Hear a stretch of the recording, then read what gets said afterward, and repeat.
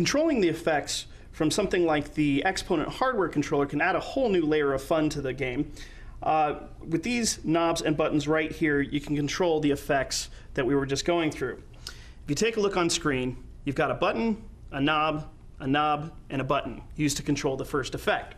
Well, right here on the Exponent, I've also got a button, a knob, and a button. And those happen to be mapped directly to those knobs and buttons on the effect. So pressing this button right here is going to turn the effect on. You can see the button lights up and this effect becomes active on screen. This knob is then the wet-dry mix for the effect. This knob controls the parameter, which in the case of the repeat is the repeat size.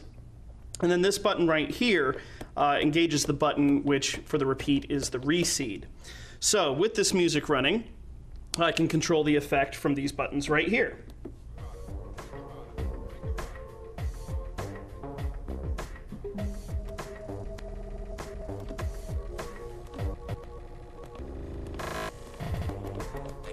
Just like that.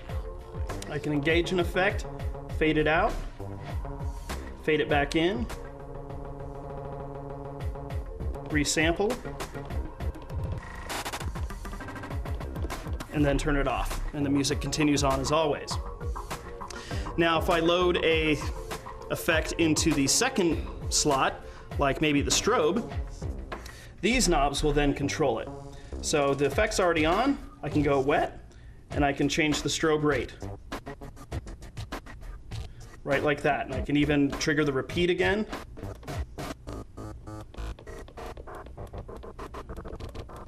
And then turn them both off. Okay, so with these 4 knobs and buttons, I'm able to control the first 2 effects. I can also control the third effect and the VST effect by flipping the switch on the front of the Exponent over to bank B. Now, as soon as I do that, these knobs and buttons control effect number 3, and these knobs and buttons control the VST effect in the same manner that I already showed you. But the Exponent also offers you another way to control effects, and that's with the XY pad up here at the top. And what's really nice about the XY pad is that in some of the effects, you'll actually get access to another parameter that you normally don't get just by using the knob and button on screen. For example, I'm going to select the filter, the dual filter effect, which is in the 3rd slot right now. This is the one that's either low pass or high pass, as we saw just a moment ago. Well, when I use the XY pad, dragging my hand to the left of center will do a low pass, and dragging my finger to the right of center will do a high pass. But if I move my finger up on the pad, I will increase the resonance of the effect. Check this out. So there's low pass, high pass, but I can do low pass with additional resonance. Or I can do high pass with additional resonance. So that makes for a very expressive effect control right here. Now, a couple other of the effects also have a similar kind of deep feature, such as the distortion.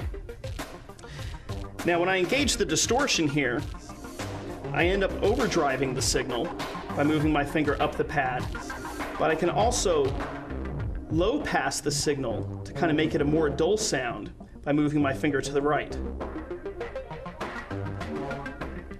And if I switch the distortion into sample reducer mode, not only do I get sample reduction in the vertical direction, but I get bit rate reduction in the horizontal direction.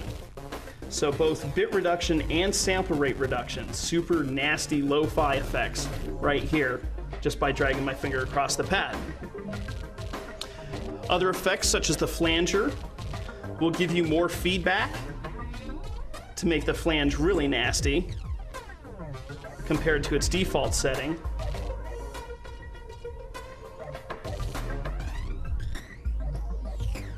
And the phaser works the same way. And finally, you can still use the XY pad to control traditional effects like the repeat. As soon as I touch the pad, I'll start getting repeat. And then right and left is the repeat size, where up and down is the wet and dry mix.